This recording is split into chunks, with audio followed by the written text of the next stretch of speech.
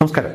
ആരെയും വിമർശിക്കാൻ ഒരു മടിയും കാണിക്കാത്ത ചില ആളുകൾ ചിലരുടെ കാര്യത്തിൽ പലപ്പോഴും മൗനം പാലിക്കാറുണ്ട്. അല്ലെങ്കിൽ ആ പേരിങ്ങനെ നാവിലേക്ക് വരുന്ന സമയത്ത്, വായിലേക്ക് വരുന്ന സമയത്ത് പെട്ടെന്ന് എന്തോ വിഴുങ്ങുന്നത് പോലെയൊക്കെ തോന്നാറുണ്ട്.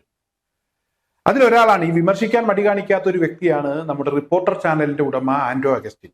ആന്റോ അഗസ്റ്റിൻ കോൺഗ്രസിനെതിരെയൊക്കെ വലിയ വിമർശനങ്ങൾ ഉന്നയിക്കാറുണ്ട്, കടന്നാക്രമിക്കാറ് തന്നെയുണ്ട്. പലപ്പോഴും അതൊക്കെ ആളുകൾ ട്രോളിത്തള്ളാറാണ് പതിവ് എങ്കിൽ കൂടെ പറയുന്ന കാര്യത്തിലൊന്നും ആന്റോ ഒരു മടിയും കാണിക്കാറില്ല. ഇങ്ങനെയൊക്കെ പറയുന്ന ആന്റോ അഗസ്റ്റിൻ ഒരിക്കലും BJPയെ പറയാറില്ല. അതും ശ്രദ്ധേയമാണ്. എന്തായാലും എന്തുകൊണ്ടാണ് ഇയാൾ BJPയെ വിമർശിക്കാത്തത്?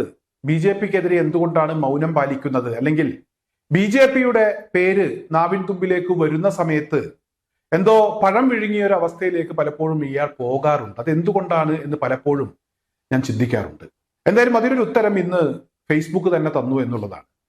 ആരോ ഒരു വ്യക്തി ഫേസ്ബുക്കിൽ ഒരു പഴയ ഫോട്ടോ കുത്തിപ്പൊക്കിയിട്ടുണ്ട്. 2015 ആന്റോ അഗസ്റ്റിൻ വയനാട് ജില്ലയിലെ ആദിവാസി വിഭാഗങ്ങൾക്കിടയിൽ BJPയുടെ മെമ്പർഷിപ്പ് വിതരണം ചെയ്യുന്നതിന്റെ ഒരു ഫോട്ടോയാണ്. അന്ന് ആന്റോ അഗസ്റ്റിൻ ന്യൂനപക്ഷ മോർച്ചയുടെ ജില്ലാ പ്രസിഡന്റാണത്രേ. ആ ഒരു സമയത്താണ് ആന്റോ BJPയുടെ മെമ്പർഷിപ്പ് വിതരണം നടത്തിയിരിക്കുന്നത്. എന്തായാലും ഒരു കാര്യം കൂടെ ഇവിടെ ശ്രദ്ധിക്കേണ്ടതുണ്ട്. ഈ മാംഗോ ഫോൺ എന്ന് പറയുന്ന തട്ടിപ്പുമായി ആന്റോ ഇറങ്ങുന്നതിന് മുമ്പാണ് 2015 BJPക്കാരനായി, BJP നേതാവായി ആന്റോ അവതരിച്ചത്. എന്തായാലും ഇതുപോലെ വേറെയും ചില ആളുകളുണ്ട്.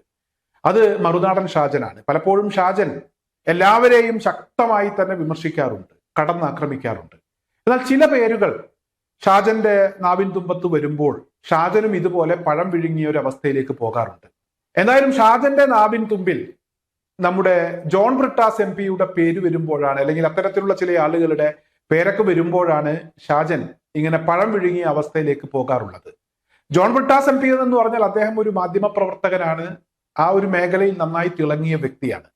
ഷാജനെ സംബന്ധിച്ചിടത്തോളം മാധ്യമ പ്രവർത്തകനാണെങ്കിലും അല്ലെങ്കിൽ മറ്റേത് മേഖലയിൽ പ്രവർത്തിക്കുന്ന വ്യക്തിയാണെങ്കിലും വിമർശിക്കാൻ ഷാജൻ ഒരു മടിയും ഇവിടെ കാണിക്കാറില്ല. പ്രത്യേകിച്ച് CPIMന്റെ പ്രവർത്തകരാണെങ്കിൽ, അത് ഏത് വിഭാഗത്തിൽപ്പെട്ട, ഏത് ഗ്രൂപ്പിൽപ്പെട്ട ആളുകളാണെങ്കിലും ഷാജൻ കടന്ന് ആക്രമിക്കാറുണ്ട്.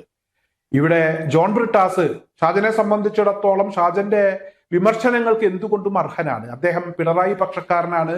VS-മായി ബന്ധപ്പെട്ട ഒരു അഭിമുഖം തന്നെ ഇവിടെ ജോൺ ബ്രിട്ടാസ് നേരത്തെ കൈരളി ചാനലിൽ അവതരിപ്പിച്ചിട്ടുണ്ട്. ഫാരിസ് അബൂബക്കർ എന്ന് പറയുന്ന ഒരു ബിസിനസ്സുകാരൻ, ഒരു വ്യവസായിയുമായിട്ടാണ് ജോൺ ബ്രിട്ടാസ് അഭിമുഖം നടത്തിയത്. ആ അഭിമുഖത്തിൽ ഫാരിസ് അബൂബക്കർ VS-നെ കടന്നാക്രമിക്കുന്ന ചില സാഹചര്യങ്ങളും ഉണ്ടായി.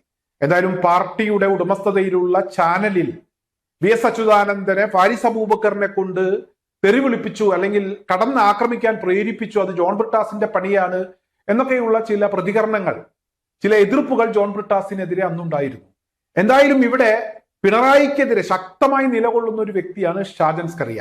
എന്നാൽ ഷാജൻ സ്കറിയ ഏതെങ്കിലും ഒരു ഘട്ടത്തിൽ നിങ്ങൾ ജോൺ ബ്രിട്ടാസിനെ കടന്നാക്രമിക്കുന്നത് ശ്രദ്ധിച്ചിട്ടുണ്ടോ? ഒരിക്കലും ജോൺ ബ്രിട്ടാസിനെതിരെ ഷാജൻ സ്കറിയ ഒരു ഘട്ടത്തിലും ഒരു വാക്ക് പോലും പറഞ്ഞിട്ടില്ല.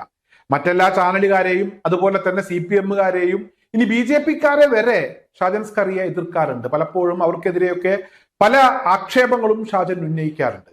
എന്തായാലും ഇവിടെ ഞാൻ പറഞ്ഞല്ലോ, ചില ആളുകൾക്ക് ചില ആളുകളെ വിമർശിക്കുന്ന കാര്യത്തിൽ താല്പര്യമില്ല, അല്ലെങ്കിൽ അവരുടെ പേര് നാവിൻ തുമ്പിലേക്ക് വരുന്ന സമയത്ത് ഇവരൊക്കെ പഴം പുഴുങ്ങിയ ഒരു അവസ്ഥയിലേക്ക് പോകാറുണ്ട്. എന്തായാലും ഇവിടെ ആന്റോ അഗസ്റ്റിന്റെ BJP ഭയം അല്ലെങ്കിൽ BJP ബഹുമാനം എന്തുകൊണ്ടാണ് എന്ന കാര്യം ഇപ്പോൾ വ്യക്തമായിരിക്കുകയാണ്.